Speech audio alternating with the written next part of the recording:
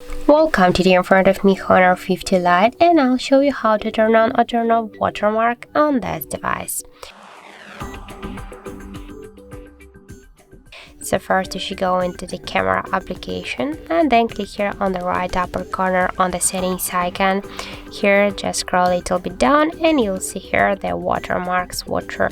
Just to turn on the watermarks you should click here once on the switcher to activate it. And now we'll go back, we'll take a picture,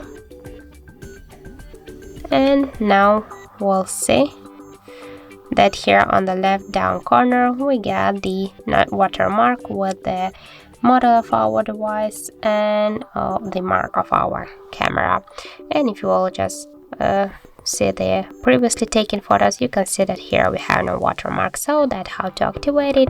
And if you want to just turn off watermark again, you should go into the settings and here click once again on this switcher near the watermark. And now if we'll go back, we'll take a picture again, and now you can see that this picture is without watermark. So that's it, that's how it looks. Thank you for watching, and if you find this video helpful, don't forget to leave a like, comment and to subscribe our channel.